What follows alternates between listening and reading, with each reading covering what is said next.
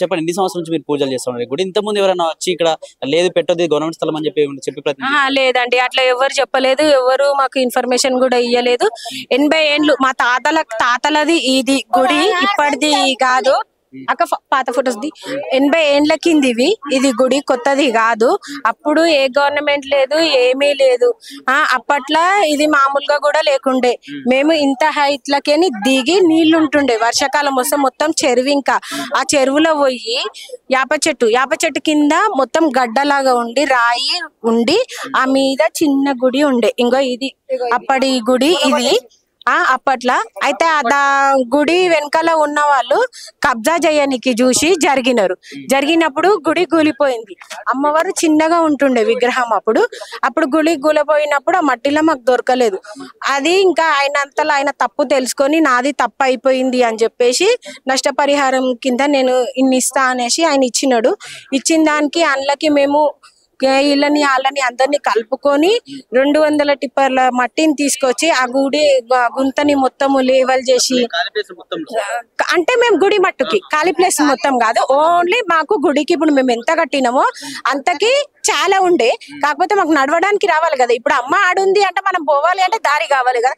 ఆ దారి అంతా మేము నిండా నింపుకొని, గుంతున్నదంతా నింపుకొని, మాకు దారి సరిగ్గా లేదు, ఎక్కాలి దిగాలి. ఇట్లా మన పుట్టలు గుట్టలు ఉంటే ఒక జంగల్ అయితే ఎట్లా ఉంటుందో అట్లా ఉండే ఆ సిచ్యువేషన్ అదంతా చేసుకొని ఇప్పుడు సాఫ్ చేసుకొని, ఇప్పుడు ఏమంటున్నారు ఇన్ని రోజులు లేదు, ఇప్పుడు మేము అంతా క్లీన్ చేసినాక వీళ్ళు వచ్చి మాకు ఉల్టా మేమే దాంట్లోకి పోయి ఇప్పుడు కొత్తగా విగ్రహాన్ని పెట్టి ఇప్పుడు పూజలు చేస్తున్నామంట. మరి మేము అప్పటి నుంచి బ్యాండ్ ఎందుకు తేలేదని ప్రశ్నిస్తున్నారు.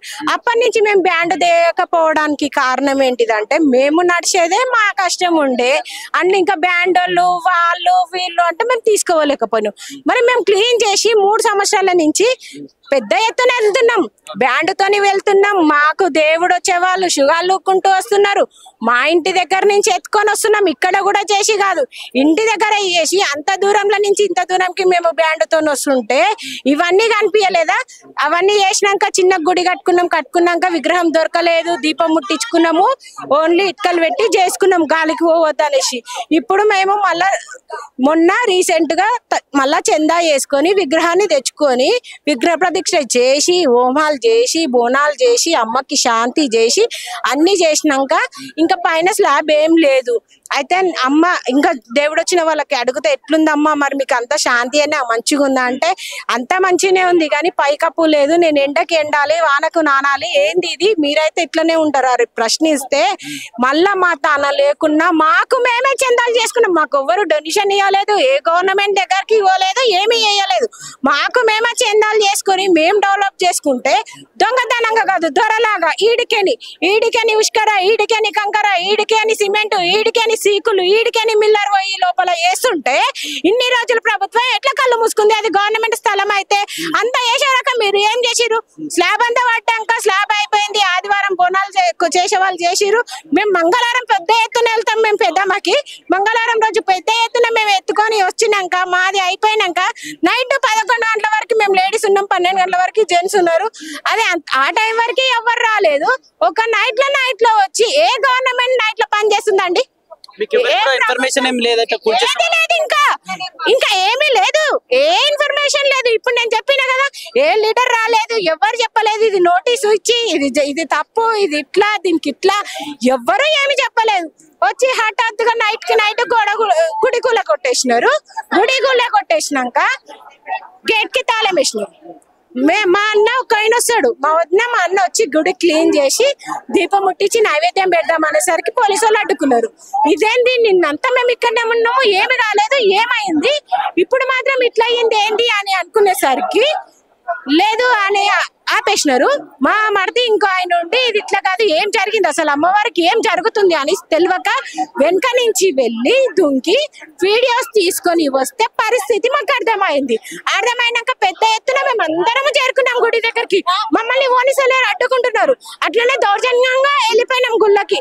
వెళ్ళిపోయినాక ఆడ చూసినాము, మాట్లాడినాము, అన్ని అయిపోయినాయి.